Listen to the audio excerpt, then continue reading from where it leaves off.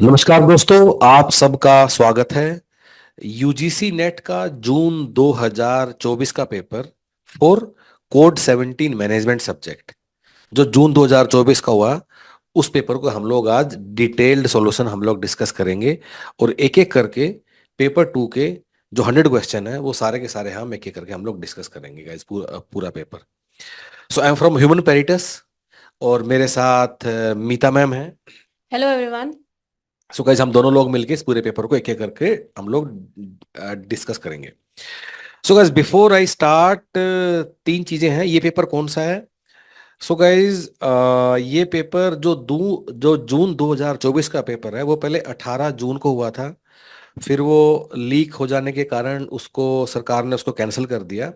फिर वो पेपर दोबारा से 2 सितंबर 2024 को इवनिंग में हुआ फॉर कोड 17 मैनेजमेंट। तो ये वो वाला पेपर है। बाय द वे, 18 जून वाला भी हम लोगों ने सोल्व करके यूट्यूब पे डाला हुआ है, उसको आप गो थ्रू कर लीजिएगा। दूसरा चीज, हम इसमें एक एक करके सवालों में थोड़ा ये भी डिस्कस करेंगे कि किसकी आंसर की यूजीसी ने क्या दिया है, कहाँ यूजीसी ने गलती किया है, कहाँ सवाल में थोड़ा कंफ्यूजन है। और कुछ एक दो सवाल बीच में ऐसे भी हैं जो कि पक्का होने चाहिए थे या कोई नहीं होने चाहिए थे। तो वो चीज़ें भी हम लोग अच्छे से डिस्कस करेंगे पूरे पेपर को जब एक एक करके करेंगे। And this will give you very good idea कि आजकल कोड 17 मैनेजमेंट का पेपर किस तरह का बनता है अगर आप यूजीसी नेट क्रैक करने की कोशिश कर रहे हैं।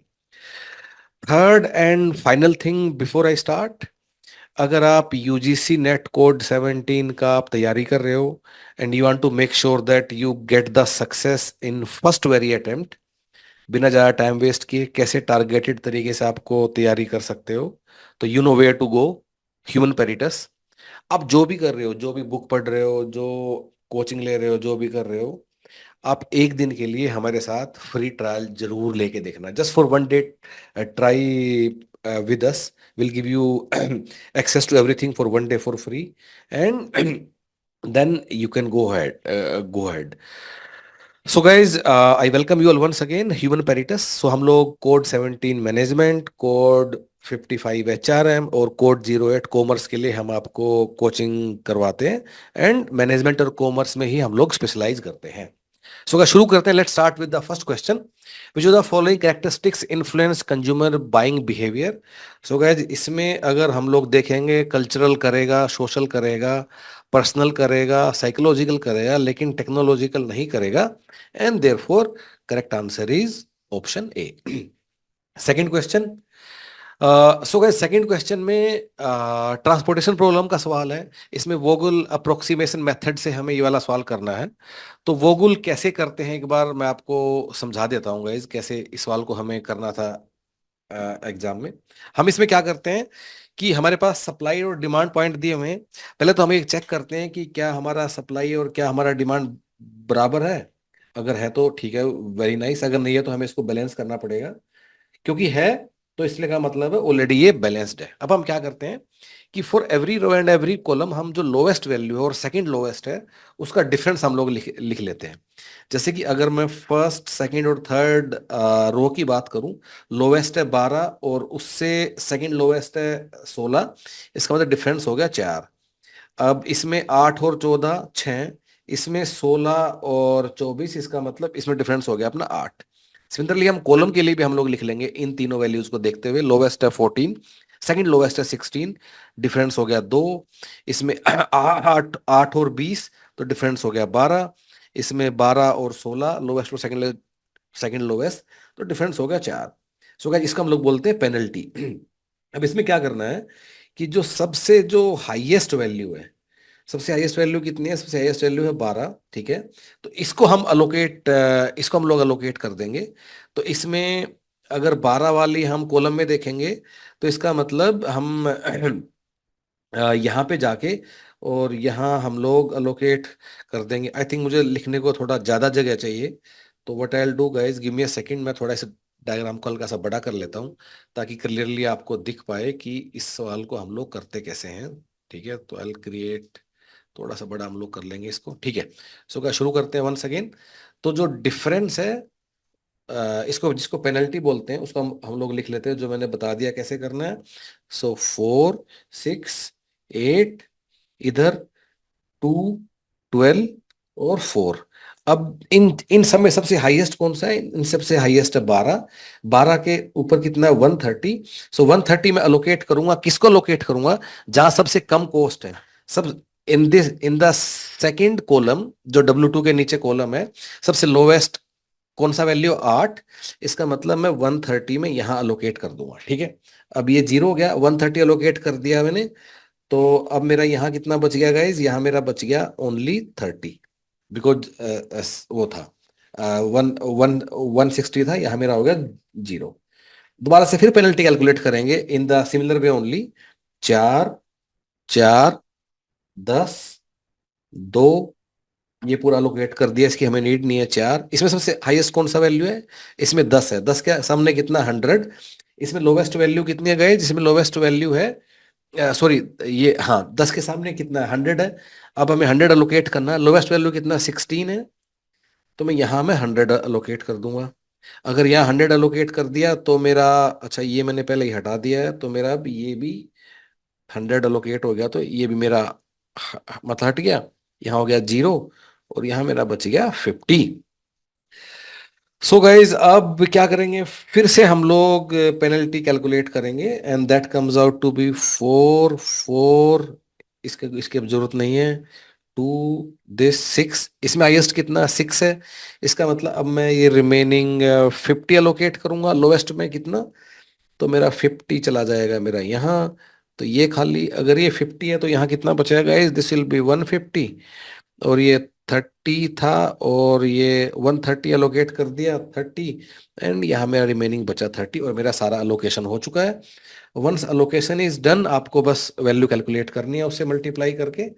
सो 150 into 16 plus 50 into 12 plus 30 into 14 plus 130 into 8 plus 100 into 16, और इसको अगर हम सम अप करेंगे it comes out to be 6060, and therefore correct answer is 6060, which is option A. So guys, इस तरह हम वोगुलर प्रोक्सी मेथड से क्या निकालते हैं? इनिशियल बेसिक फिजिबल सॉल्यूशन हम लोग निकालते हैं in case of transportation problem. तो गाइस आगे बढ़ते हैं and I put this mic here. Let's come to third question. इस हमसे क्या पूछा है? हमें कोस्ट शीट का स्ट्रक्चर पूछा है कि किस उसमें होता है। तो कोस्ट शीट का हम लोगों ने सैंपल दिया हुआ है। तो इसमें सबसे पहले गाइस हम लोग रॉ मटेरियल आएगा, उसके बाद मेरी प्राइम कॉस्ट आएंगी, उसके बाद मेरा फैक्ट्री कॉस्ट या जिसको वर्कर कॉस्ट बोलते हैं 3, उसके बाद आएगा कॉस्ट ऑफ प्रोडक्शन 4, फिर cost of sale 5, and therefore correct answer is option D.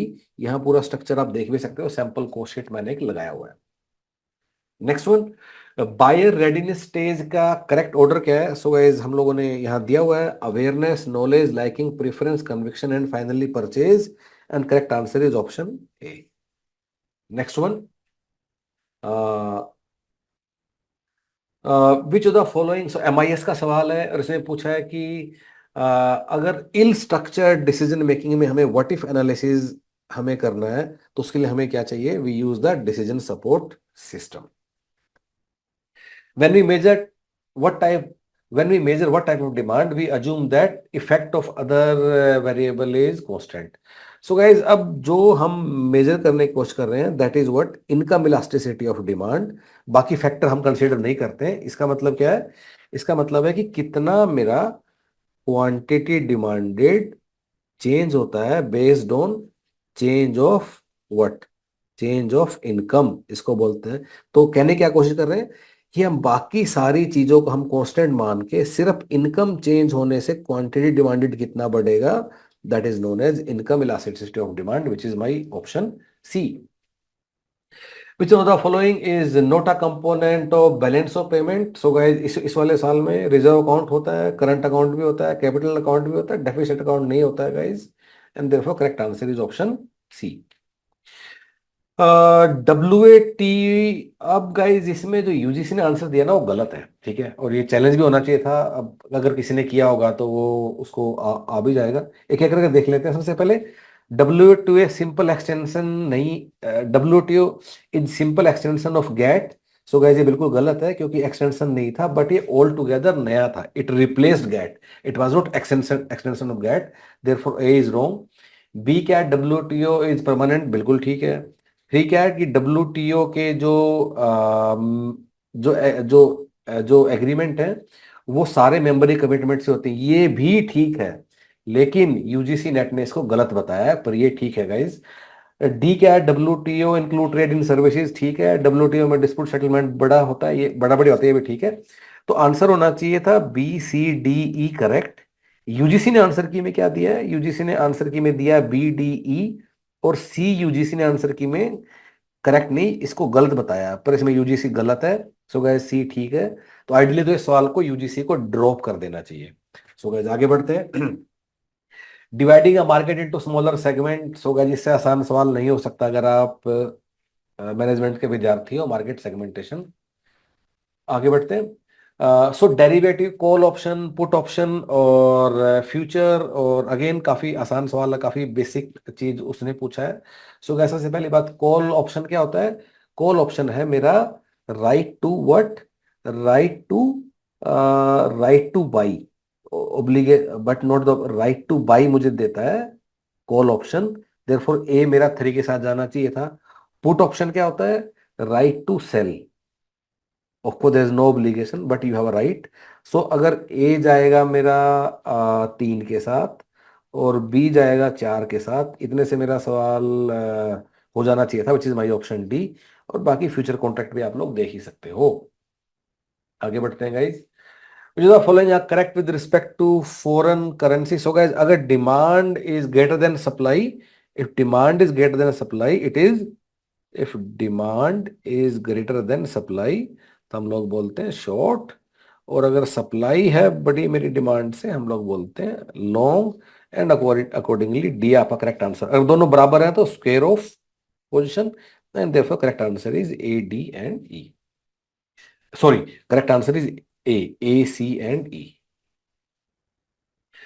Mean दिया है, स्टैंडर्ड डेविएशन दिया है बाइनोमियल डिस्ट्रीब्यूशन का। सो इसका हम लोग कैसे करेंगे, करके बता देता हूँ। सो मीन होता है बाइनोमियल डिस्ट्रीब्यूशन में म्यू इजिकल टू एनपी, जो कि हमें दिया है 40। और जो स्टैंडर्ड डेविएशन होता है वो होता है एनपी क्यू, और ये हमें कितना दिया है, 6। सो इसका मतलब है यहां से मैं अपना एनपी का वैल्यू यहाँ डाल लेता हूँ, ठीक है। इसका मतलब है गाइज क्या आ गया कि 40 × Q इज इक्वल टू 6।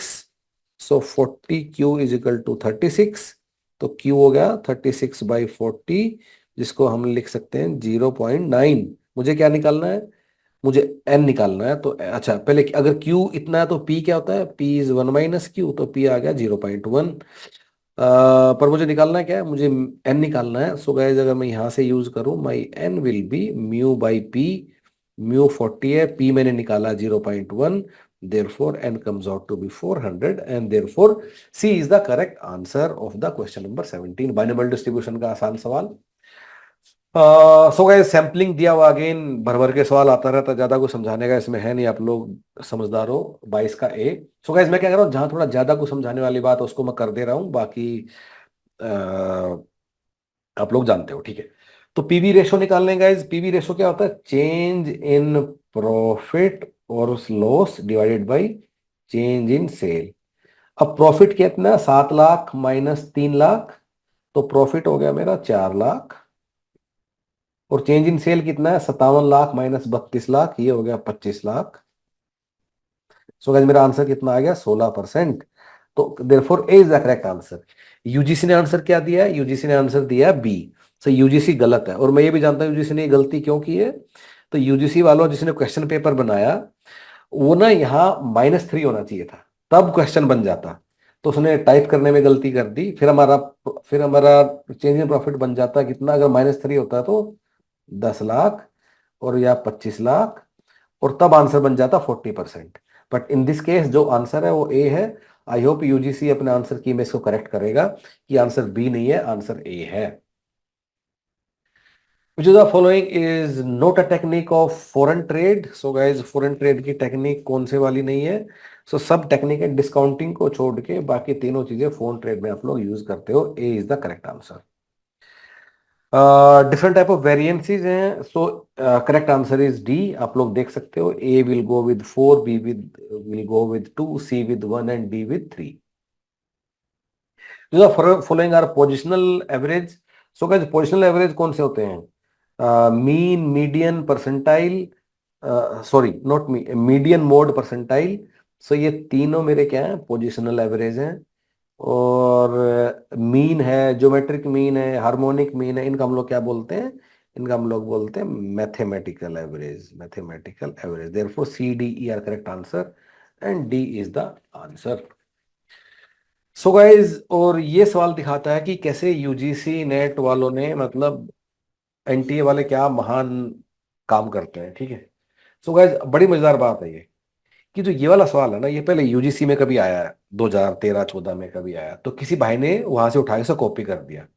अब उसने कॉपी करते हुए क्या हुआ है, यहाँ जो डी डी बाई वी है ना, ये डी बाई वी नहीं था, ये डी आई वी था। डिविडेंड को डी आई वी लिख दिया। डिविडेंड को डी आई वी लिख दिया, जो कि यहाँ डी बाई वी दिख रहा है।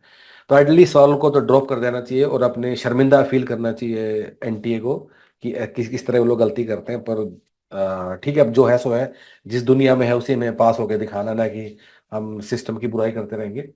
सो अगर तुम इसको डी बाई वी को सिर्फ डिविडेंड समझ के चलोगे, देन अपना जो वोल्टर का फॉर्मूला है, that is my option what, option C मेरा ये आ जाएगा। सो क्या होता है, अगर इसको हम लोग यूजुअली बुक्स में देखते हैं, so dividend plus internal rate of return, cost of equity capital, EPS minus dividend divide by cost of equity capital. So इसी को रिवर्क करके लिखोगे तो C will be your answer. पर D by V is like totally non sense, मतलब totally unacceptable दोनों ने किया है। एंड देखो करेक्ट आंसर इज सी। अगर ये करेंगे तो आइडली तो इस सवाल को ड्रॉप कर देना चाहिए। आई होप कोई इस सवाल को करके यूजीसी को शेयर भी करे कि कैसी कैसी लोग गलतियां कर रहे हैं। अब ऐसे में बच्चे अननेसरी एग्जाम टाइम में परेशान होते हैं। आगे बढ़ते हैं। सो गाइस 33 पे आते हैं कि बाइंग डिसीजन को कैसे इन्फ्लुएंस करने के लिए चार तरह के बिहेवियर हैं जो कि हैं। सो गाइस, एक है, हम क्या करते हैं, हम एक्स एक्सिस पे लिख लेते हैं हम लोग कि जो हाई इन्वॉल्वमेंट है, हाई इन्वॉल्वमेंट है या फिर लो इन्वॉल्वमेंट है। और वाई एक्सिस पे लिख लिख लेते हैं कि जो डिफरेंसेस हैं वो सिग्निफिकेंट हैं या फिर कम है। ठीक है। And accordingly we make our 2x2 matrix. और इस 2x2 मैट्रिक्स में गाइस क्या होता है, जो इनको हम लोग बोलते हैं कॉम्प्लेक्स, इसको हम लोग बोलते हैं डिसोनेंस, इसको बोलते हैं वैरायटी सीकिंग, और इसको बोलते हैं हैबिचुअल। बाय द वे एक और सवाल इसी पे आया हुआ है, एंड देयरफॉर इसमें मैच द फॉलोइंग करना था। Correct answer is option B. 34 guys, again 2x2 matrix के ऊपर ये सवाल है एक, कि हमें इमीडिएट सेटिस्फेक्शन जो मिलती है, हमें जो इमीडिएट सेटिस्फेक्शन जो मिलती है, इफ दैट इज लो और हाई, और हम वाई एक्सिस पे क्या रखते हैं कि उसका हमें लॉन्ग टर्म बेनिफिट क्या है। लॉन्ग टर्म बेनिफिट क्या है, अगेन हाई या low. So we get a 2x2 matrix again guys. और इसमें अब हम लोग जो करेंगे, तो इस वाले को बोलते हैं सैल्यूटरी प्रोडक्ट, इसको बोलते हैं डिजायरेबल, इसको बोलते हैं डेफिशिएंट, और इसको बोलते हैं pleasing. Therefore correct answer is option A. In the flow model, so guys ये एचआर का मॉडल है, एचआर फोरकास्टिंग का। तो ये इसके सारे स्टेप्स आप इसको देख सकते हो, एंड अकॉर्डिंगली और correct answer is option C. Product life cycle के फेज है। सो क्या दिस प्रोडक्ट लाइफ साइकिल जो कि आप ऑपरेशन मैनेजमेंट पढ़ते हो, ये मार्केटिंग वाला प्रोडक्ट लाइफ साइकिल नहीं है, ध्यान रखना। इसके स्टेप्स यहाँ मैंने नीचे दिए हुए हैं, और correct answer is option B. The major strategies and policies for which a business enterprise that gives an overall direction to operation are likely to be in which of the following areas। so guys, किस किस areas में होगा? Growth में, finance में yes, HR में yes, marketing में yes, need मतलब totally nonsense है। सो काफी आसान आसान लोगों का ठीक हो जाना चाहिए था ये, and therefore correct answer is option C. कुछ कुछ थ्योरीज हैं और ये किस किसने दिया था, B is the correct answer. By the way, मतलब एक दो बिल्कुल आसान तुम इसे फिगर आउट कर भी सकते थे, जैसे कि ये अपना सिगमंड फ्रॉइड की थ्योरी है जो ओबी में हम लोग जो मतलब पढ़ते हैं, जो थ्योरी ऑफ एंटरप्रेन्योरल स्टडी दिया था थॉमस ने, and accordingly you could have done it. Combined leverage, so degree of combined leverage, इसको डिग्री ऑफ टोटल लिवरेज भी बोलते हैं। सो गाइज उसको लिखने के क्या क्या अपने पास तरीके होते हैं। एक तो होता है percentage EPS, change in EPS divide by, not percentage EPS but percentage change in EPS divided by percentage change in sales, ठीक है। और इसको हम कैसे लिख सकते हैं, it can also be written as EBIT plus fix cost divided by what, EBIT minus interest. अब जो ऊपर वाली चीज है इसको तुम लोग क्या बोल सकते हो, इसको तुम कंट्रीब्यूशन ही बोल सकते हो डिनोमिनेटर को, और नीचे वाले को क्या बोल सकते हो, प्रॉफिट बिफोर टैक्स। इंटरेस्ट मैंने हटा दिया, अभी टैक्स मैंने नहीं हटाया। अकॉर्डिंगली अब आंसर चेक कर लेना, and you will find it कि ए मेरा ठीक है, बी भी ठीक है, सी गलत है, डी ठीक है और ई गलत है। Therefore D is the correct answer. Next one, regression coefficient की प्रॉपर्टीज हमें दिए हैं। सो गाइस ये सारी ठीक है, इसमें सिर्फ सी गलत है। और सी गलत क्यों है, क्योंकि जो रिग्रेशन कोफिशिएंट्स हैं they are independent of change of origin, but they are not independent of change of scale. Therefore C is not right, and therefore correct answer will be option, correct answer will be option C, कि A B D E ठीक है लेकिन सी मेरा गलत है। जो the following movement of product clearly defines the inbound inbound inbound logistics, क्या होता है गाइज, जो कंपनी को सप्लाई होती है रॉ मटेरियल की। नॉन पैरामीट्रिक टेस्ट बहुत ही आसान, so T test, F test, Z test मेरे पैरामीट्रिक है, A is the correct answer.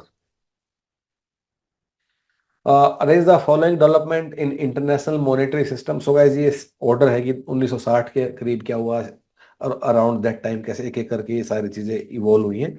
You can check it out, D is the correct answer. Diamond model किसने दिया था, सो गाइस बहुत ही आसान सवाल, आईबी का।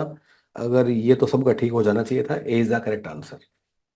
Which of the following cost arises due to failure of customer to meet their obligation when payment of credit becomes due after expired credit period? Delinquency cost. Which can lead to withdrawal of status respect to Hagen theories of entrepreneurship? Correct answer is option D. So guys अब ये थोड़ा अजीब सा सवाल है, हालांकि इसने दे दिया है, तो this is the right diagram जो कि हेम्ब्रिक और Frederiksen model of strategic management था। सो इन अवे अगर देखोगे ना, इसमें कोई ऑर्डर नहीं है, आपको नीचे डायग्राम दिखा भी दे रहा है, तो आइडली तो इतना ऐसा सवाल नहीं बनाना चाहिए, अननेसरी कंफ्यूजिंग है, आप इसको देख सकते हो। सो पहले विजन है, फिर गोल्स एंड ऑब्जेक्टिव है, फिर यहाँ जो ये बनता है ना इसमें साइड से आता है external internal analysis. So in a way it's difficult to say कि order क्या है, A B C D in that line only, therefore poorly framed question, but लेकिन हमें जो ऑप्शन होने में से ठीक बताना है, so B is the right answer. Which one of the following is not a type of FDI? So guys, except is a type of FDI. So greenfield FDI होता है, greenfield क्या है कि खुद अपना आए, अपना प्लांट लगाया, सब राइट फ्रॉम स्क्रैच सब बनाया, is known as greenfield investment. जो बाकी तीनों हैं ये क्या है, they are more of FPI, foreign portfolio investment. So A is the correct answer.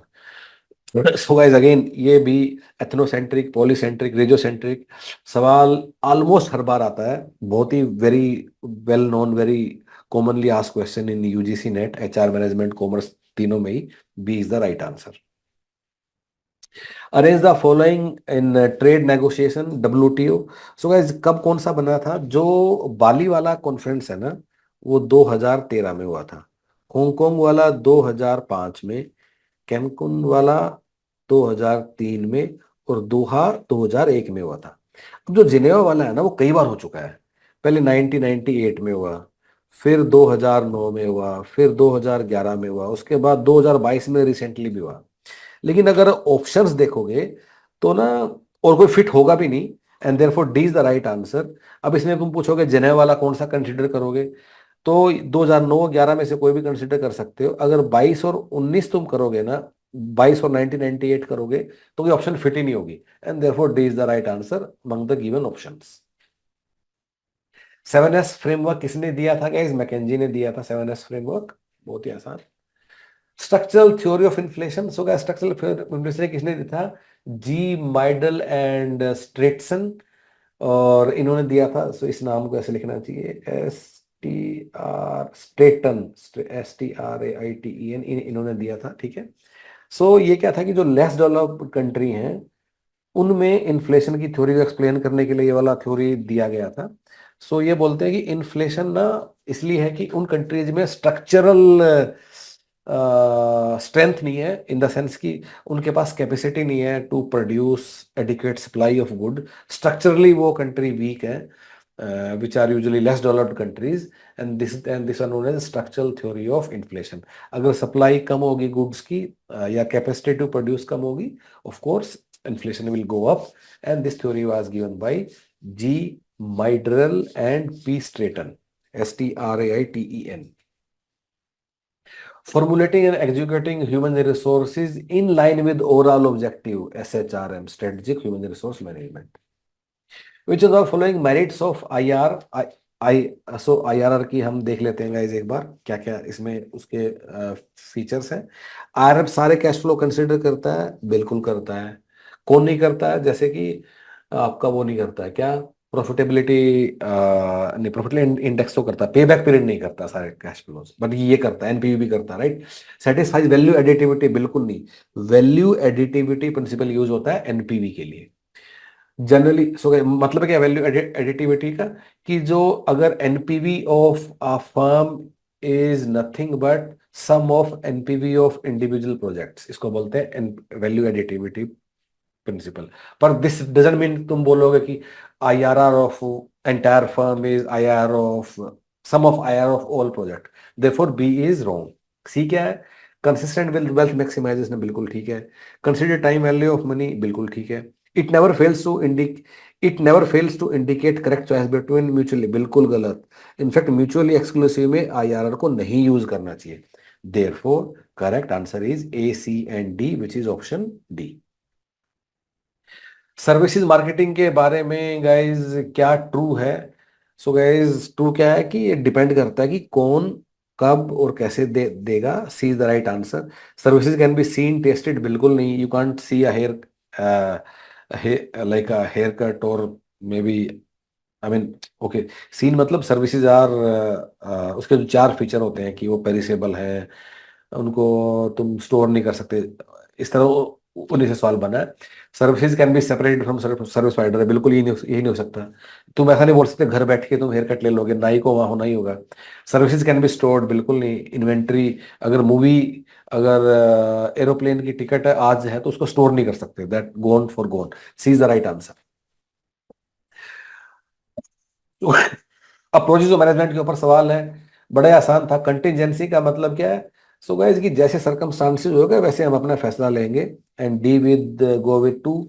Decision theory क्या है कि भाई focus is on making decisions, so A will go with 3। इन दो से आपका सवाल हो जाता है, and A would have been the correct answer. बाकी भी आप देख सकते हो। Sum total ways in which an individual react and interacts with other. So का यूजीसी ने इसका आंसर दिया है परसेप्शन, जो कि गलत है। करेक्ट आंसर इज सी, और आंसर की में ठीक हो जाना चाहिए, और C should be the correct answer. So guys kaizen क्या होता है? Kaizen is but continuous improvement. Kaizen is nothing but continuous improvement, धीरे धीरे step by step quality management हम कैसे करते हैं, अपनी चीजों को ठीक करते रहते हैं, and therefore C is the right answer. Hypothesis testing के स्टेप अगेन काफी कॉमन सवाल है, पेपर वन में भी बहुत बार पूछा गया है। A is the right answer. So guys इस वाले के लिए तुम लोग क्या कर सकते थे कि लिवरेज बाई आउट क्या होता है कि हम फाइनेंस करते हैं उसे डेट से, ठीक है। सो ए वुड हैव गॉन विद 4। अब जो डी है, डी क्या है? Spin off. स्पिन ऑफ मतलब company create a new company from existing entity. So D would have gone with two. तो हालांकि इतने सवाल हो जाना चाहिए था। बाकी जो यहाँ जो हम लोगों को 1 और 3 में बताया गया ना, थोड़ा सेम सेम ही है, मतलब ऐसे तो थोड़ा कंफ्यूजन हो सकता था in between divestment and sell off. But अपना सवाल आंसर करने के लिए A go with 4 and D go with 2, इतने से भी अपना सवाल हो जाना चाहिए था। A is the right answer. So guys, value of share निकालनी है विच इज गिवन बाई पिछले बार का dividend plus 1 plus growth rate, cost of equity capital minus G. तो वैल्यूज का पुट कर लोगे, 3.70, 1.08, 0.12 माइनस 0.08, और आपका आ जाएगा 99.99, विच इज द ऑप्शन सी।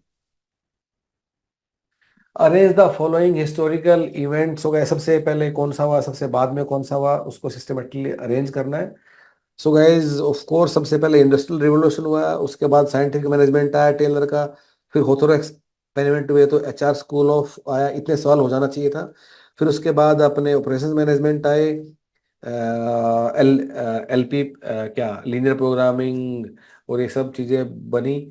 और फिर फाइनली लास्ट में अपना क्वालिटी मैनेजमेंट, टोयोटा मोटोरोला इन्होंने जो किया। And therefore correct answer is option A. Following terms are Y. So guys, VRIO framework किस लिए ये यूज होता है? अपनी कोर कंपिटेंसी आइडेंटिफाई करने में by a firm, and it was given by mister J Barney. V valuable, R rare, I imitable, D organise for change. Just मैं बताना था कि वी क्या है, आर क्या है, आई क्या वो क्या है। तो इनोवेटिव नहीं है, and therefore correct answer is option D. So guys, ये भी काफी आसान है। सो हमें profit before interest and tax दिया है 10,000। तो अगर टैक्स हमने इसमें से पे कितना कर दिया, 5,000। So profit before interest, tax कटने के बाद अपने पास कितना बच गया पैसा, 5,000। उसमें से फिर प्रेफरेंस डिविडेंड दे दिया कितना, 2,000। फिर कितना पैसा बचा, 3,000। सो 3,000 मेरी अर्निंग है, जो कितने में डिस्ट्रीब्यूट होगी, 3,000 शेयर होल्डर में। तो हर एक को कितना मिला, ₹1 मिला, नहीं कितना, ₹1 मेरा हो गया अर्निंग पर शेयर। अब इस अर्निंग पर शेयर में से मैंने डिविडेंड कितना दे दिया, 0.40। रिटेन कितना कर लिया, 0.60।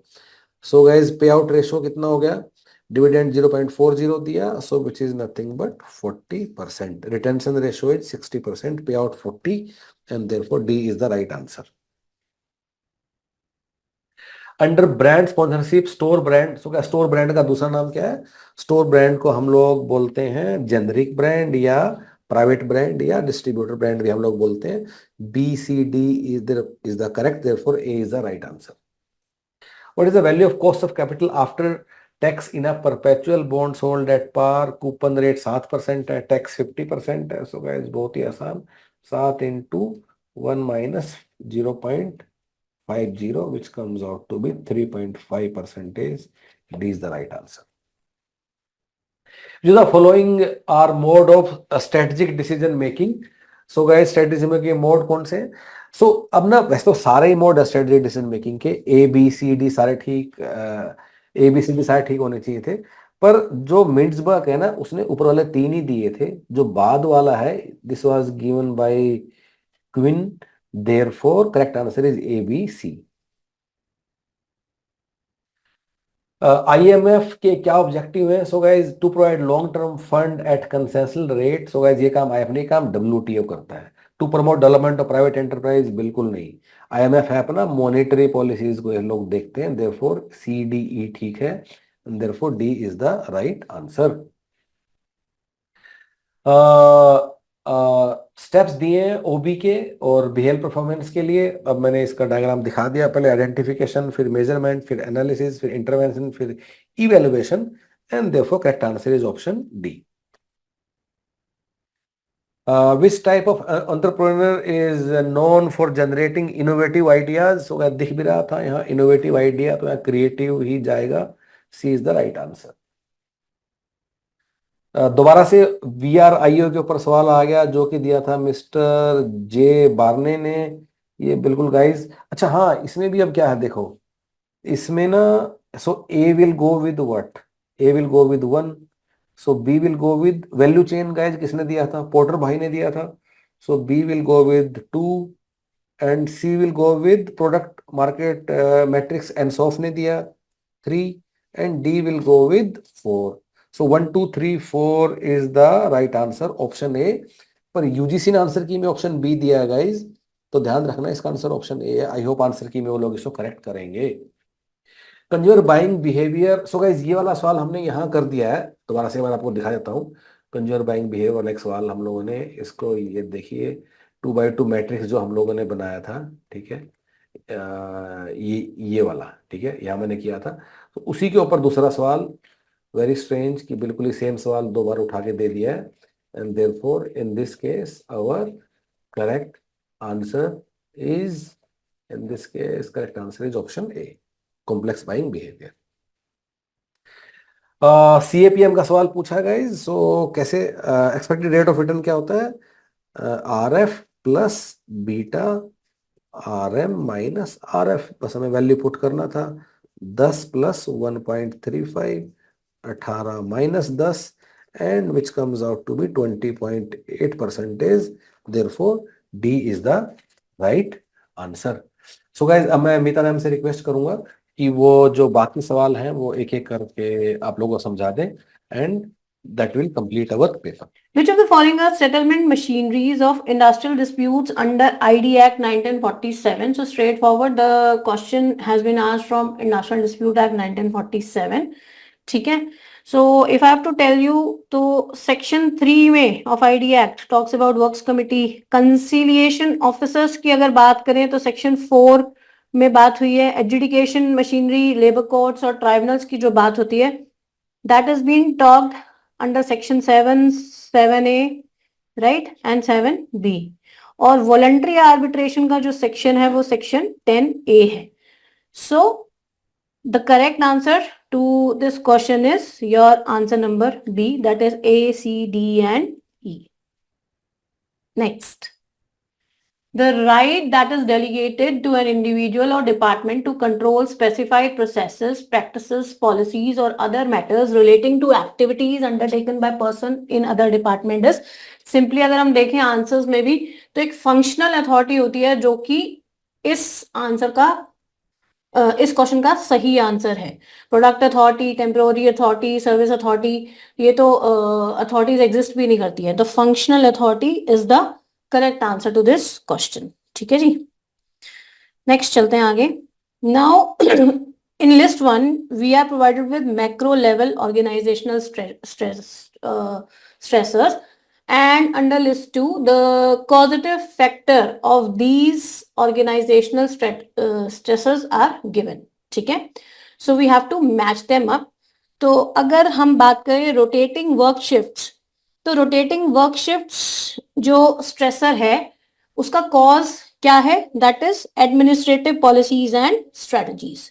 ठीक है, लाइन स्टाफ कॉन्फ्लिक्ट्स किस वजह से होंगे, जो कि अगर कोई फ्लॉ है ऑर्गेनाइजेशनल स्ट्रक्चर और डिजाइन में, so that is assign to your line staff conflict. So अगर अप्रेजल सिस्टम की बात करें, so it's the process, organizational process to evaluate employees performance, so C goes with 4th, and polluted air is being one of the environmental factor, तो ये आपका हो गया working condition से रिलेटेड।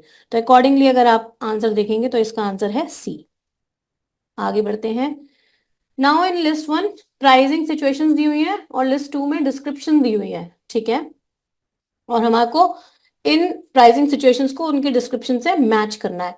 तो प्रोडक्ट लाइन प्राइसिंग, अगर आप answer की ऑप्शंस देखेंगे ना, तो हम इसको अगर नहीं भी पढ़ा होता तब भी हम इसको आंसर को डिड्यूस कर सकते थे। ठीक है, प्रोडक्ट लाइन प्राइसिंग क्या होती है, basically that is setting prices across an entire product line. ठीक है, to meet out the requirements of different buyers. ठीक है, उनके एक्सपेक्टेशंस के अकॉर्डिंग जब हम प्रोडक्ट लाइन बनाते हैं, प्राइसिंग करते हैं, जैसे जैसे मैकडोनल्ड्स में डिफरेंट डिफरेंट बर्गर्स बेचे जाते हैं, at different prices, ठीक है, to accommodate various kind of customers. तो ये क्या है, प्रोडक्ट लाइन प्राइसिंग. ऑप्शनल में आपको यहाँ पे वर्ड भी दिख रहा है, प्राइसिंग ऑप्शनल और accessory product sold with the main product.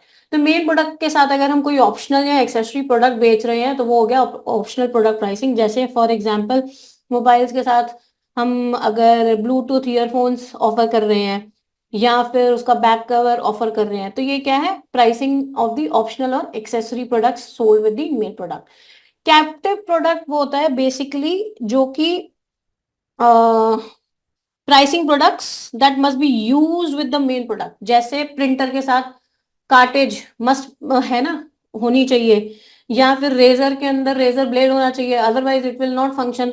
So it is pricing about those products that must be use with the main product. और बाय प्रोडक्ट प्राइसिंग में क्या होती है, जब मेन प्रोडक्ट प्रोड्यूस करते हैं तो उसके दौरान कई बार बाय प्रोडक्ट्स निकल आते हैं, ठीक है. सो या pricing low value by products to get rid of और मेक मनी ऑन देम. तो या तो हमें उनसे छुटकारा चाहिए या फिर हम उनको लो प्राइसेस पे बेच के उनसे कुछ पैसा कमा लें, ठीक है. तो वो हो गया बाय प्रोडक्ट प्राइसिंग. तो अकॉर्डिंगली इसका आंसर सी है, ठीक है जी. Prepaid salary is which type of account? बहुत ही सिंपल अकाउंट का क्वेश्चन है. तो ये एक पर्सनल अकाउंट होता है, ठीक है. पर्सनल अकाउंट में आपके नेचुरल पर्सन्स भी आ जाते हैं, आर्टिफिशियल लीगल पर्सन्स भी आ जाते हैं, जैसे कंपनीज है, गवर्नमेंट है, क्लब्स हैं. और पर्सनल अकाउंट में आपके रिप्रेजेंटेटिव पर्सनल अकाउंट्स भी आते हैं जो कि प्रीपेड एक्सपेंसेस और आउटस्टैंडिंग लाइबिलिटीज को डिपिक्ट करते हैं, ठीक है. ओके. और रियल अकाउंट की अगर मैं बात करूं तो वो होते हैं, they are related to the assets of the company. Nominal account जो होते हैं, they are related to expenses, gains, losses and incomes of the company. तो प्रीपेड सैलरी अकाउंट क्या है, पर्सनल अकाउंट है. और अगर उसमें भी स्पेसिफिक जाना है तो रिप्रेजेंटेटिव पर्सनल अकाउंट होता है, ठीक है जी. Arrange the repatriation process in proper order as given by Peter J. Dolling. ठीक है. अब ये एक रिपेट्रिएशन प्रोसेस के बारे में बात हो रही है जो कि पीटर जे डॉलिंग ने दी है, ठीक है. और रिपेट्रिएशन होता क्या है basically, whenever person return back to home country from the foreign country assignment after a significant period of time, तो नेचुरली बात है उसको अपनी होम कंट्री में एडजस्टमेंट करने में कुछ ना कुछ प्रॉब्लम्स आएंगी. तो वो प्रॉब्लम्स ना फेस करे उसके लिए एक रिपेट्रिएशन प्रोसेस है प्रॉपर जो कंपनी को फॉलो करना चाहिए, so as to facilitate that person who is returning back to the home country after such a significant period of time. तो पहले तो सबसे पहले प्रिपरेशन की जाती है, ठीक है. प्रिपरेशन का मतलब है बेसिकली प्रिपरेशन यहाँ पे मतलब है development of the plans for the future, both for the company as well as for the person who is returning back, ठीक है. मतलब उसको mentally, physically, professionally, logistically prepare कराना, माइंड सेट कर देना कि that you are going to return back to the home country, ठीक है. उसके बाद आता है आपका फिजिकल रीलोकेशन, जब एक्चुअल मूवमेंट होती है एक्सपैट्रिएट की from the foreign country to the home country, ठीक है. ओके. और उसके बाद नेक्स्ट स्टेप आता है आपका ट्रांजिशन, यानी कि अब कई बार ऐसा भी होगा कि जब एक्सपैट्रिएट्स वापस आ रहे हैं अपनी होम कंट्री में, so they may be provided with certain kind of temporary accommodations. तो उनके लिए परमानेंट अभी अरेंजमेंट हुआ नहीं है तो टेम्पररी अकोमोडेशंस हो गई है, या फिर the company is making arrangements for administrative task. तो वो हो गया ट्रांजिशनल फेज, ठीक है. अभी ट्रांजिशन पीरियड में चल रहा है. एंड फाइनली जब वो वापस आते हैं तो रिवर्स कल्चरल शॉक के पूरे चांसेस हैं, ठीक है. तो उस एनवायरमेंट में दोबारा से रीएडजस्ट होना, that is the final stage of this process, ठीक है. ओके. सो इससे जो री एंट्री है वो स्मूदन हो जाएगी. Okay, clear. तो अगर हम इसका आंसर देखें तो इसका आंसर है ACBD, that is capital B. Okay.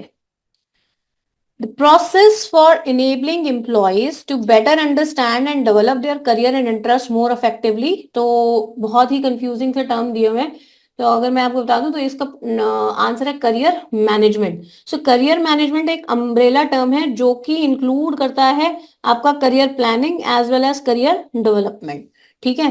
और बेसिकली गोल क्या होता है करियर मैनेजमेंट का? To help employees use their skills and interest within the organization and after they leave the organization. ठीक है, ओके, तो इसका आंसर है B. Okay, next is arrange the model of organizational development process of HMF rush in proper sequence from beginning to end. तो ये एक model of organizational development process की बात कर रहे हैं जिसमें HMF रश है जो उसके प्रोपाउंडर है। तो ये आपके सामने जो फिगर है ये इसी मॉडल की है। तो अगर आप इस मॉडल को देखेंगे तो सबसे पहले प्रॉब्लम रिकग्निशन होती है। प्रॉब्लम रिकग्निशन का मतलब क्या है? कोई भी ऑर्गेनाइजेशनल डेवलपमेंट प्रोसेस अगर हम अप्लाई कर रहे हैं तो इसमें सबसे पहले प्रॉब्लम को आइडेंटिफाई किया जाएगा कि प्रॉब्लम क्या है। Whether there is any like for example कोई कंफ्लिक्ट है ऑर्गेनाइजेशन में, या फिर कोई people in the organization they are facing low morale, या कस्टमर कंप्लेंट्स बहुत आ रही हैं, या कॉस्ट बहुत ज्यादा राइज कर रही है, या सेल्स बहुत लो है। So there could be any kind of problem which might be faced by the organization. तो फर्स्ट स्टेप क्या रहेगा? Problem recognition. ठीक है, सेकंड क्या है? उस चीज को डायग्नोस करना। तो जब हमारे को सिम्टम्स दिखाई देते हैं तो हम उसके बाद डायग्नोस करते हैं उस प्रॉब्लम का। ठीक है, तो इसके लिए एक बेसिकली ओडी कंसल्टेंट या ओडी एक्सपर्ट हायर किया जाता है। ठीक है, और वो डायग्नोसिस करता है कि प्रॉब्लम जो आ रही है वो किस बेसिस पर आती है। ठीक है, और उसके लिए वो फिर फीडबैक भी लेता है लोगों से।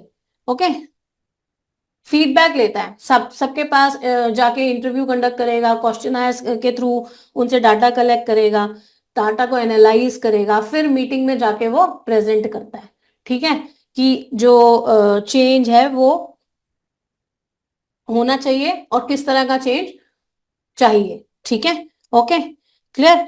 तो बेसिकली जब वो सबके साथ मिलकर फीडबैक ले लेता है उसके बाद वो मीटिंग कंडक्ट करता है ताकि वो उस प्रॉब्लम से रिलेटेड सारी डिफिकल्टीज क्या फेस की जा रही है ऑर्गेनाइजेशन में, या फिर उसके कॉजेस क्या है, या उसके प्रोबेबल सॉल्यूशंस क्या है, उसको सॉर्ट आउट कर सके। ठीक है, तो इंटरवेंशंस क्या होती हैं? Basically interventions is to majorly bring out the structured program for bringing improvement in the organization।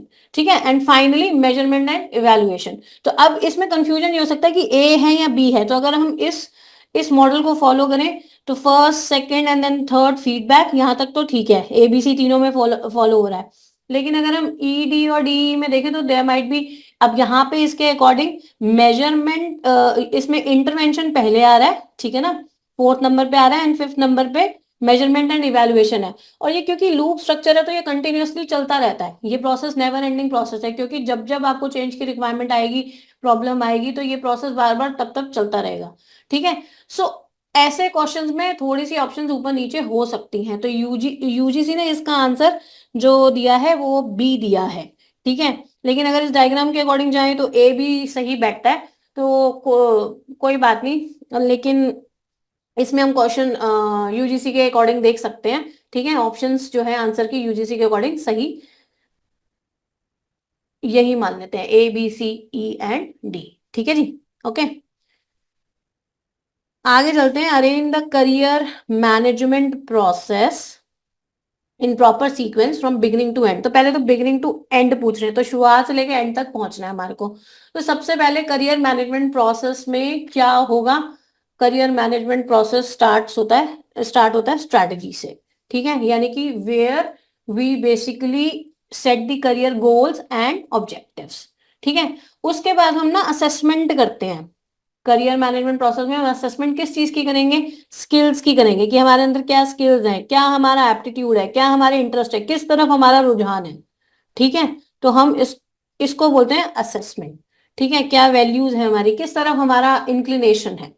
Okay, उसके बाद होती है आपकी करियर प्लानिंग। तो जो भी असेसमेंट का रिजल्ट आएगा, स्किल्स को आपने इवेल्युएट कर लिया, एप्टीट्यूड अपना देख लिया, इंटरेस्ट देख लिया, उसके बाद एक स्पेसिफिक प्लान बनाया जाता है। Specific plan is created. उसके बाद देन फिर करियर डेवलपमेंट में क्या होता है कि प्लान बना लिया, तो उसके बाद we have to take actions to acquire new skills. नए स्किल्स भी तो एक्वायर करने हैं, तो that is career development. And finally career evaluation का मतलब क्या है कि whether we are heading towards career goals और नॉट, तो जो भी प्रोग्रेस हो रही है हमारी उसको इवेलुएट करना, ठीक है। तो इसके अकॉर्डिंग अगर हम देखेंगे तो आंसर बनता है हमारा B, right. Okay, whistle blowing क्या है? विसल ब्लोइंग सबको पता है कि विसल ब्लोइंग क्या होता है, reporting unethical practices by their employer to outsiders. तो जब भी एम्प्लॉयज हैं अपने एम्प्लॉयर, कोई भी अगर उनका एम्प्लॉयर अनएथिकल प्रैक्टिस कर रहा है या इलीगल या इम्प्रॉपर प्रैक्टिसेस कर रहा है तो उसके बारे में आउटसाइडर्स को बताना, that is whistle blowing. Okay, clear, ठीक है। तो इसका आंसर है सी। Which of the following institutions are providing microfinance services to the poor? तो अगर हम क्वेश्चन देखें तो बहुत ही यूजुअल सा क्वेश्चन है, इसमें हम आंसर गैस भी कर सकते थे। तो conventional weaker section lending banks होते हैं, basically they provide loans to weaker sections, ठीक है, and they target low income individuals. And micro finance institutions as a name itself suggest, ठीक है, एमएफआईज जो होते हैं, these are the specialised institutions to provide financial services to to poor, और they provide small loans to poor, ठीक है। Self help group SHG जो होता है, bank linkage program, again micro financing arrange करता है पुअर्स के लिए, ठीक है। सो ये इनेबल करता है सेल्फ हेल्प ग्रुप्स को to access loans from banks, ठीक है, ताकि फाइनेंशियल इंक्लूजन का जो मोटिव है वो पूरा हो जाए। अब एग्जिम बैंक्स बहुत ही सेल्फ अंडरस्टूड चीज है कि एग्जिम बैंक जो होते हैं वो एक्सपोर्ट और इंपोर्ट के लिए बनाए गए हैं और इंटरनेशनल ट्रेड को फैसिलिटेट करते हैं। तो एग्जिम बैंक्स इसका आंसर नहीं होगा। सो बचा क्या? ए, बी एंड सी, ठीक है। तो करेक्ट आंसर डी है। आगे बढ़ते हैं। Next is your arrange the steps in demand forecasting from beginning to end. तो बिगनिंग टू एंड चलना है हमारे को। डिमांड फोरकास्टिंग के क्या क्या स्टेप्स हैं? इजी क्वेश्चन है। तो सबसे पहले ऑब्जेक्टिव्स पता होने चाहिए, ठीक है। So we must have clearly defined objectives कि हमें मार्केट ट्रेंड्स देखने हैं या सेल्स, फ्यूचर सेल्स के लिए चाहिए हमारे को जो भी हमारी अभी रिक्विजिट डिमांड है, जो हमारे साथ काम कर रहे हैं, जो हमें स्टाफिंग करनी है, तो उसकी डिमांड क्या है, उसके लिए सबसे पहले हमारे पास उसका क्लियर ऑब्जेक्टिव होना चाहिए, ठीक है। उसके बाद हम ये देखते हैं कि पर्सपेक्टिव क्या है। डिटर्मिनिंग द पर्सपेक्टिव का मतलब है कि स्कोप क्या है, लॉन्ग टर्म चाहिए, मिड टर्म के लिए चाहिए या शॉर्ट टर्म के लिए चाहिए। जो भी हमारे को अपना लेबर फोर्स बढ़ाना है उस, या एम्प्लॉयज बढ़ाने हैं या उनकी डिमांड आ रही है, तो उसका पर्सपेक्टिव क्या है, स्कोप क्या है, लॉन्ग टर्म, शॉर्ट टर्म या मिड टर्म के लिए, ठीक है।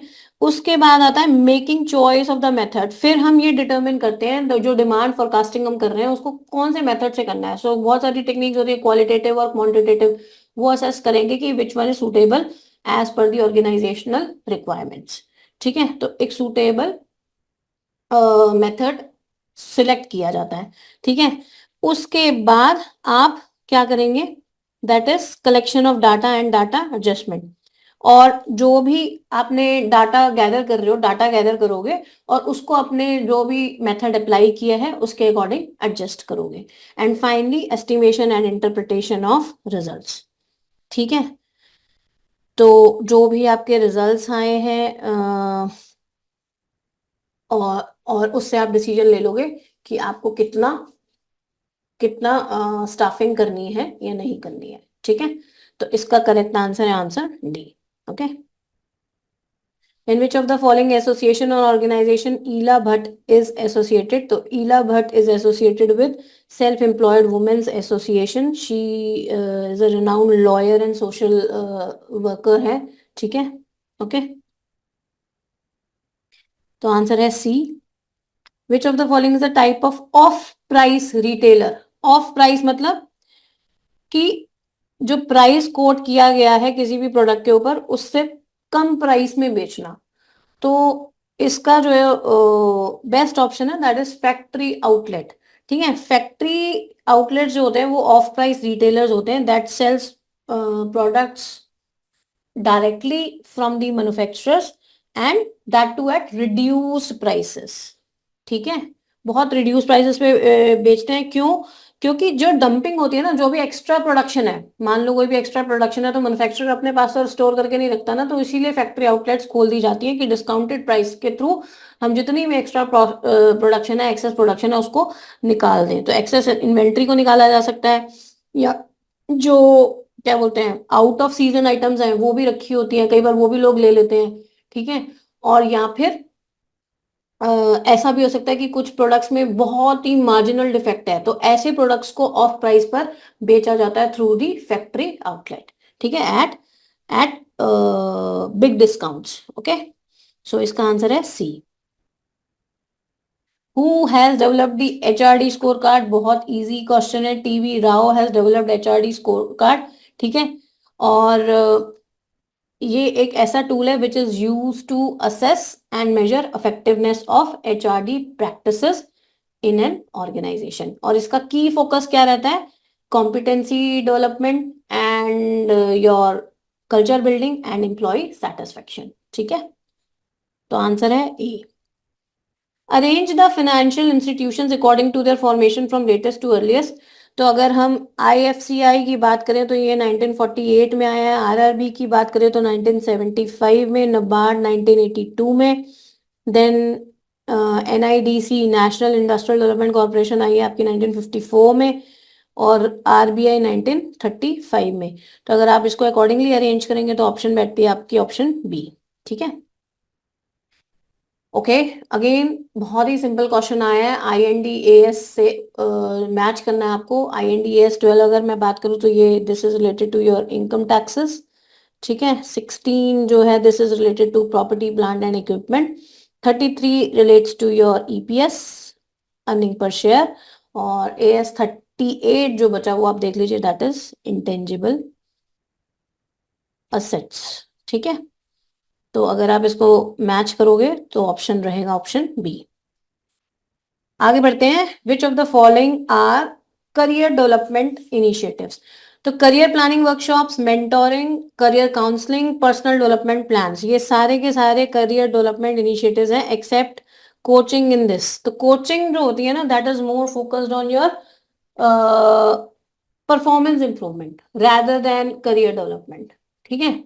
तो परफॉर्मेंस इंप्रूवमेंट करने के लिए कोचिंग दी जाती है, बाकी सारे करियर डेवलपमेंट इनिशिएटिव्स हैं। तो इसका करेक्ट आंसर है ऑप्शन बी, ठीक है। John challenger suggested that we should consider certain things in acting more ethically in downsizing। अब यहाँ पे डाउनसाइजिंग की बात है और एक पर्टिकुलर इंसान का नाम दिया हुआ है John challenger. What things he suggested? देखिए, अगर मुझे ऐसे क्वेश्चन अब जॉन चैलेंजर के बारे में किसने पढ़ा है, तो अगर पढ़ा है तो बहुत ही अच्छी बात है। तो उसने क्या सजेस्ट किया होगा सबको तो नहीं पता, तो हम अपना ना थोड़ा सा इस यहाँ पे दिमाग लगा सकते हैं। डाउन साइजिंग की बात हो रही है, तो अगर आप देखोगे यही एक ऑप्शन है जो बड़ी एब्सर्ड सी लग रही है, बहुत नेगेटिव सी लग रही है, pessimism about the future of the company. तो बेसिकली जॉन चैलेंजर ने डाउन साइजिंग के बारे में बात करते हुए बताया कि what thing should be kept in mind while processing down sizing for any organisation. तो प्लानिंग, पहले तो प्रॉपर प्लानिंग होनी चाहिए, ठीक है, यानी कि वेल ऑर्गेनाइज्ड प्रोसेस होना चाहिए, अदरवाइज द थिंग्स में गो रॉन्ग। तो प्लान होना चाहिए, ठीक है, ताकि उसके नेगेटिव इम्पैक्ट्स को कम किया जा सके। तो ये इसका आंसर नहीं होगा, पैसिसिज्म वाला नहीं होगा। वैसे भी अगर आप देखो तो चार चार ऑप्शन ही हैं, तो चार आंसर्स तो है ही है पांचों में से, तो बी आप एक्सक्लूड करके चल सकते थे अगर आपको नहीं भी पता तो इमोशंस का मतलब है because people are emotionally impacted, so some will be retained and some have to leave the organization. तो उनके इमोशंस को रेगुलेट करना ये भी इस प्रोसेस में बताया गया। टाइमिंग, प्रॉपर टाइमिंग के अकॉर्डिंग होना चाहिए डाउन साइजिंग, ठीक है। सो टाइम को देखकर ही करना चाहिए, क्योंकि अगर पुअर टाइमिंग फॉलो की जाएगी तो of course it can lead to organizational stress and uncertainty, ठीक है। और स्टेक होल्डर परसेप्शन का बेसिक मतलब क्या है कि बाकी जो स्टेक होल्डर्स हैं ऑर्गेनाइजेशन के, फॉर एग्जांपल एम्प्लॉयज हैं या इन्वेस्टर्स हैं या कस्टमर्स हैं, how do they perceive downsizing in any organisation. तो आए दिन हम न्यूज में भी देखते रहते हैं ना कि इस कंपनी ने इतने इतने बंदे ले ऑफ कर दिए, इतने बंदे डाउनसाइज कर दिए। तो हमारा परसेप्शन क्या जाता है उस कंपनी की तरफ, कि वो नुकसान में जा रही है या कॉस्ट रिडक्शन कर रही है या उसकी सेल्स कम हो रही है, इस वजह से ऐसा हो रहा है। ठीक है, तो बाकियों की परसेप्शन का भी हमारे को ध्यान रखना है while doing any kind of downsizing in any organization. ठीक है, तो ये चारों फिट बैठते हैं और अकॉर्डिंगली आपका आंसर हो जाता है A, C, D and E। ठीक है, आगे बढ़ते हैं नेक्स्ट क्वेश्चन पे। Phenomena in which the norm for consensus overrides that realistic appraisal of alternative course of action. तो इसका स्ट्रेट फॉरवर्ड आंसर है ग्रुप थिंग। ग्रुप थिंग एक साइकोलॉजिकल फिनोमेना है विद इन अ ग्रुप, जहां पर group member they start prioritizing consensus in order to avoid conflicting views. ठीक है, तो अब ये ना नेगेटिव चीज, नेगेटिव फिनोमेना भी हो सकता है, क्योंकि इसमें आप ऑल्टरनेट सोचते ही नहीं हो। तो जो ग्रुप ने बोल दिया, जहां ग्रुप जा रहा है हम उसको ही सबके सब मान लेंगे। ठीक है, in order to avoid the conflict. तो यहाँ पर ग्रुप मेंबर्स ऐसे सोचना शुरू कर देते हैं, लेकिन इससे क्या होता है कि क्रिटिकल थिंकिंग रुक जाती है। ठीक है, okay, and it suppress the dissenting opinions. अब भले ही वो सही हो, डिसेंटिंग ओपिनियंस सही भी तो हो सकते हैं ना, तो ग्रुप थिंक का ये ड्रॉबैक है। तो इसका करेक्ट आंसर क्या है? बी। ठीक है, okay, match the list one with the list two. Conflict है और उनके अप्रोप्रिएट व्यू है। ट्रेडिशनल व्यू अगर हम देखें तो traditional view goes with your the believe that all conflict is harmful and must be avoided. तो ये जा रहा है ए के साथ। ह्यूमन रिलेशंस व्यू अगर हम बात करें तो conflict is natural and inevitable outcome. ठीक है, ये जाता है बी के साथ। और इंटरेक्शनिस्ट व्यू अगर हम बात करें तो it goes with your conflict is not positive force in a group but that is absolutely necessary for a group to perform effectively. ठीक है, और फंक्शनल होता है that suppose the goal of the group and improve its performance. ठीक है, तो accordingly इसका answer B रहेगा। Right, 5 stages of conflict process बोली गई है। ठीक है, इन प्रॉपर सीक्वेंस में इनको बिगनिंग टू अरेंज करना है। तो सबसे पहले आएगा पोटेंशियल ओपोजिशन और इनकम्पैटिबिलिटी। बेसिकली हम यहाँ पर इस स्टेज में ये देखते हैं what are the conditions present that created और that led to the development of conflicts. So it may be any kind of communication problem or organizational structure related problem. Communication में क्या हो सकता है कि there may be insufficient exchange of information, not many jargons are used while people communicate with each other. तो उस वजह से भी प्रॉब्लम हो सकती है, या नॉइस रह गया कम्युनिकेशन में तो इनकम्प्लीट कम्युनिकेशन हुआ। तो प्रॉब्लम क्या थी, मतलब किस कारण से कंफ्लिक्ट को अपॉर्चुनिटी मिल रही है बढ़ने की। ठीक है, तो पर्सनल वेरिएबल भी हो सकते हैं कि कईयों का स्टाइल ही ऐसा है कि दे आर मोर अथॉरिटेरियन। ठीक है, या फिर उनके वैल्यू सिस्टम डिफर करते हैं दूसरों से, तो इस वजह से भी ऑर्गेनाइजेशन में इनकम्पैटिबिलिटी हो सकती है। ठीक है, ओके, क्लियर। स्टेज 2 जो है that is, so this is your first step, cognition and personalization. का मतलब है कि जब individuals are being aware of presence of conflict। ठीक है, and they start perceiving it कि कंफ्लिक्ट वाकई एग्जिस्ट कर रहा है। ओके, तो जब उसको वो परसीव करना शुरू कर देते हैं, रियलाइज करना शुरू करते हैं कि हाँ ऑर्गेनाइजेशन में कंफ्लिक्ट है, तो उसको बोलते हैं कॉग्निशन एंड पर्सनलाइजेशन। ठीक है, ओके, एंड देन इंटेंशंस का मतलब है here individual start forming intentions how to respond to conflict, कि conflict को कैसे respond करना है, कि cooperative रहना है या competitive उसमें strategy follow करनी है, कि लोगों के साथ cooperate करना है या फिर competitive बने रहना है। ठीक है, उसके बाद आता है आपका fourth stage is your behavior. Again here the conflict is actually acted upon through confrontation या फिर कोलैबोरेशन। या तो आप कोलैबोरेट करोगे सामने वाली पार्टी से या फिर उनको कन्फ्रंट करोगे।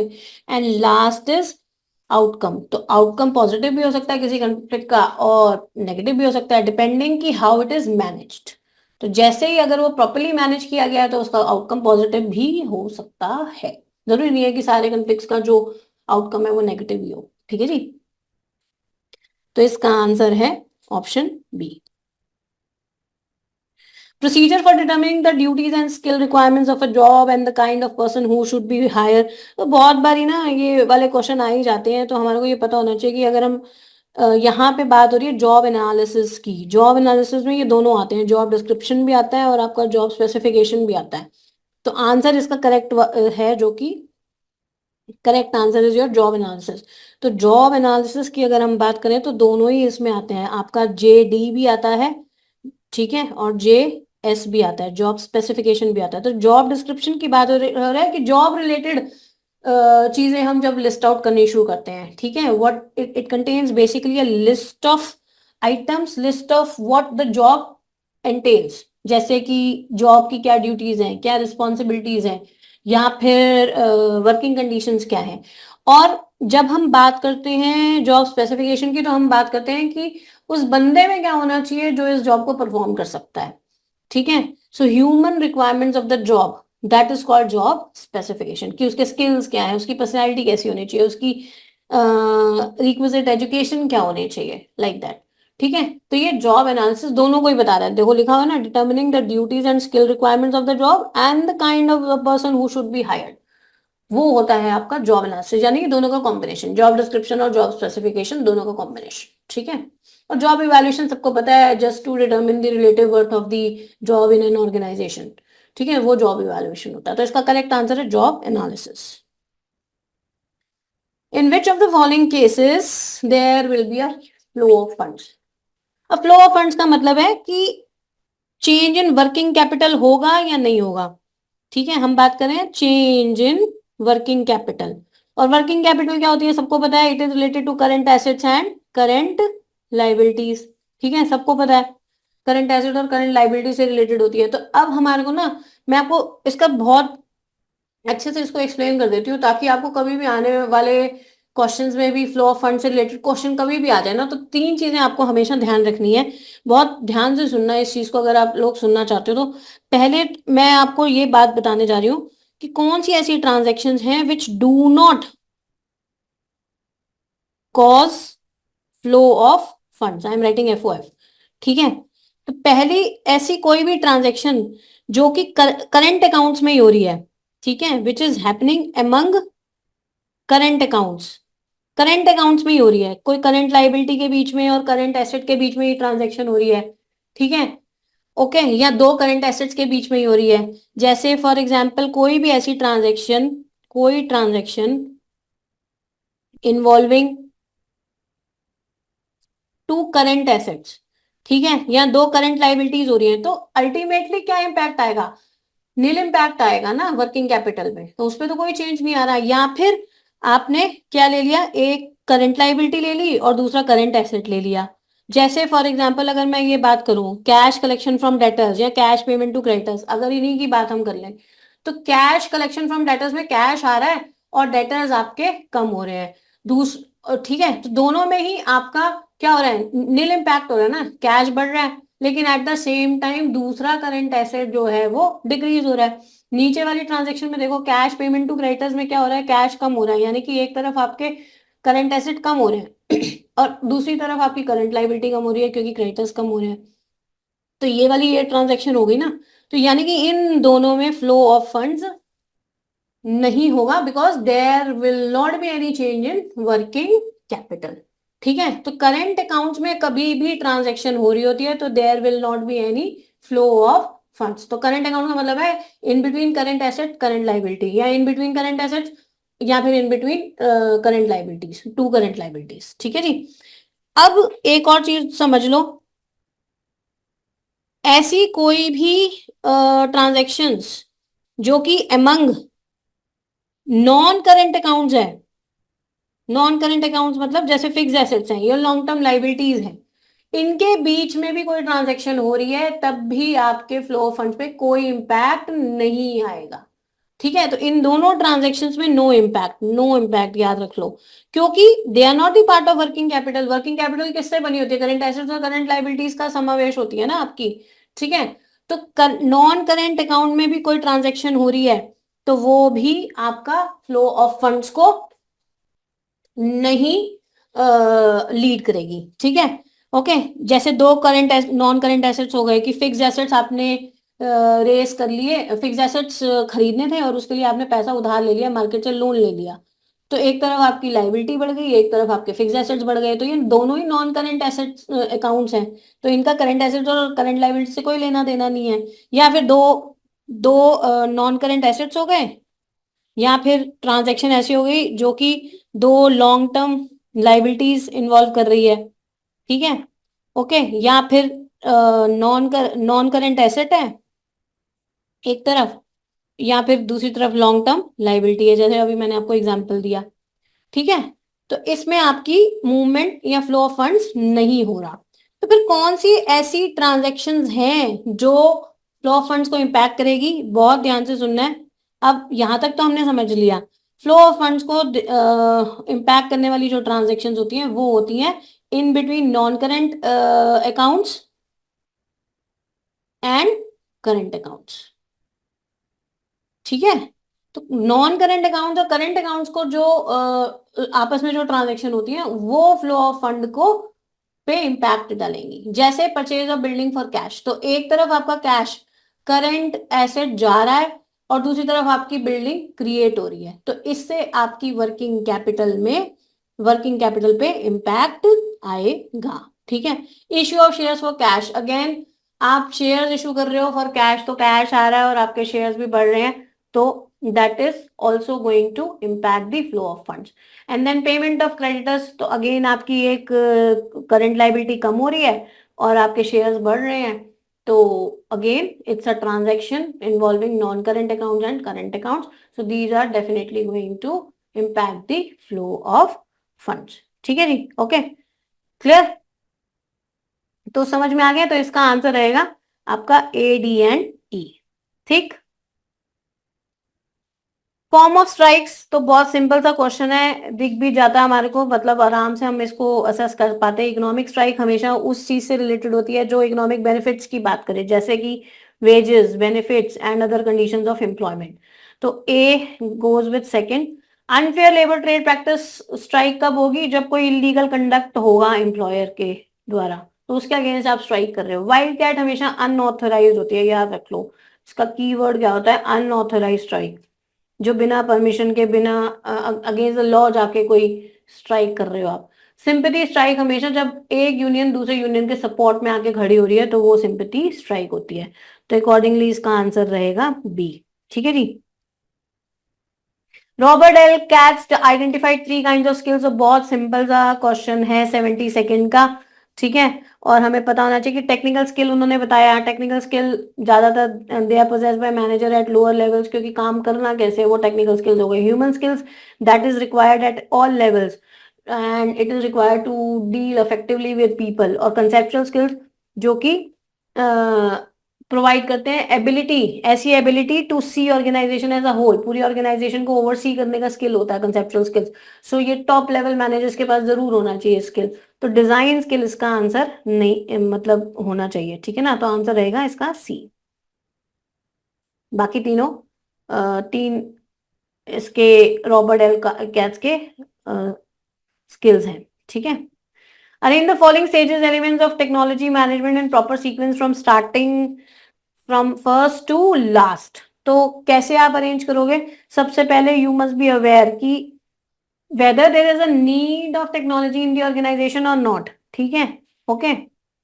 और उसका पोटेंशियल समझना कि टेक्नोलॉजी की जरूरत भी है या नहीं है, ओके। उसके बाद आप उसको एक्वायर करते हो, ठीक है, एक्विजिशन करते हो उसका। उसके बाद जब आपने देख लिया कि now there is a requirement of technology in my organization, तो आप उसको एक्वायर भी तो करोगे ना, ठीक है, दैट सूट्स योर ऑर्गेनाइजेशन। फिर आप उसको अडेप्ट करते हो, उसके अकॉर्डिंग जो भी आपको फिटमेंट्स करनी है, चेंजेस करनी है, उसके अकॉर्डिंग आप अडॉप्ट करोगे। फिर उसमें कुछ इंप्रूवमेंट की जरूरत है, एडवांसमेंट करोगे, और अल्टीमेटली ऐसी टेक्नोलॉजी जो आपके यूज की नहीं रहेगी आप उसको टाइम टू टाइम स्क्रैप करोगे, ठीक है, okay, which is no more relevant, beneficial और required, that needs to be scrapped, तो आंसर रहेगा इसका आंसर सी, ठीक है। Which of the following are operational methodology of self help groups, तो इसके अगर आप देखोगे तो ये लॉन्ग टर्म लोन्स का कुछ इससे रिलेशन नहीं है, बाकी सब जो है A B C D that is related to operational methodology of self help groups. ठीक है, आगे बढ़ते हैं. What is the primary objective of feasibility study? तो feasibility study हमें क्या बताती है? That is it evaluates the viability of the proposed project, कि whether it is going to be successful in future or not. ठीक है, मतलब successful कैसे पता चलेगा? उसकी स्ट्रेंथ और वीकनेसेस को एनालाइज करके, स्वॉट एनालिसिस करके. ठीक है, okay. What is a belief among pluralists regarding conflict in organization? तो इनका belief क्या रहा है? That is conflict is necessary but it can be managed and resolved.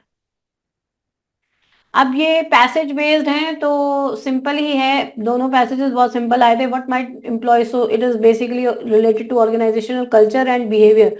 अगर किसी को पढ़ना हो ऑर्गेनाइजेशन कल्चर और ऑर्गेनाइजेशन बिहेवियर विद एग्जांपल, बड़ा अच्छे से समझाया हुआ है इन्होंने. ठीक है, तो you can use this paragraph in understanding organization culture and behaviour, और दोनों में क्या फर्क होता है. So what might employees in a competitive organizational cultural display.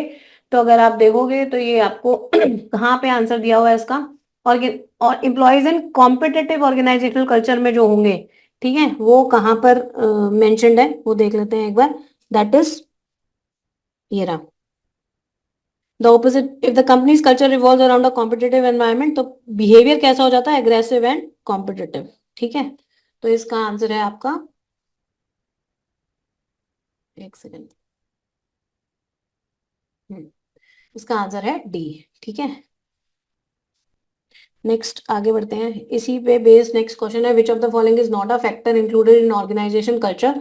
तो अगर आप यहाँ पे स्पेसिफिकली लिखा हुआ है organizational culture include factor such as core values, companies mission statement and expectations of employees. Employee salary इसका आंसर है.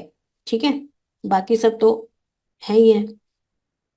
ओके, नेक्स्ट क्वेश्चन देखते हैं. ना company with culture focus on customer service, अगर कस्टमर सर्विस फोकस होता है तो कैसा बिहेवियर डेमोन्स्ट्रेट करते हैं एम्प्लॉइज. तो यहाँ पे लिखा हुआ है, if the company culture is one that promotes customer service, then the employees are likely to display behavior such as friendliness and helpfulness. ठीक है जी, ओके.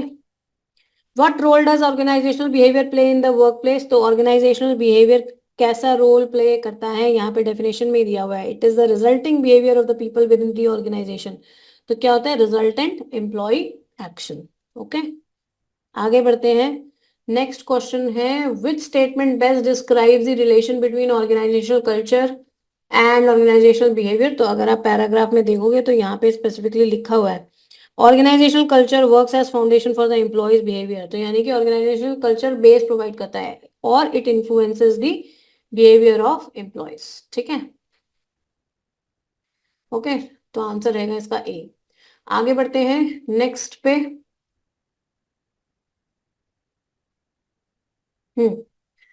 नेक्स्ट है एआई बेस्ड आपका पैराग्राफ है. ठीक है, तो which statement summarizes a potential outcome of advancement in workforce according to the passage. Potential outcome of advancement की अगर आप बात करेंगे तो यहाँ पे लिखा हुआ है, it may lead to new job opportunities. तो इसका आंसर क्या है आपका? सी. ठीक है, AI advancement may create new job opportunities. Next is, what is one potential benefit of AI in the workforce mentioned in the passage. तो AI का one potential benefit क्या दिया हुआ है? That is it involves automation of repetitive and routine task. ठीक है, next is, according to the passage what must be ensured as AI becomes more advance in the workforce. तो क्या ensure करना चाहिए? तो दो चीजें आपको बताई हुई, privacy and security. As AI becomes more advance साफ साफ दिया हुआ है पैराग्राफ में, it is important to ensure that personal data is protected and AI systems are secure against cyber attacks. तो इसका करेक्ट आंसर है A, protection of personal data and cyber security. Which potential drawback of AI in the workforce is associated with algorithm decision making. तो इसके बारे में भी बात की हुई है यहाँ पर. Another concern is the potential for bias and discrimination in algorithms. तो bias and discrimination की बात की गई है. बहुत straightforward stanzas आए हैं. ठीक है, last is, which skill is likely to become increasingly important in light of AI's impact on the workforce. तो अगर आप इसका आंसर देखेंगे,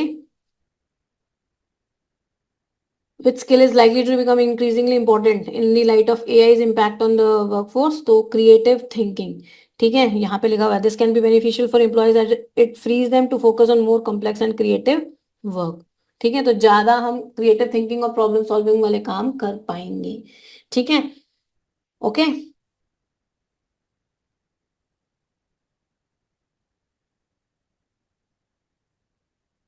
So guys, with this the paper solution is complete.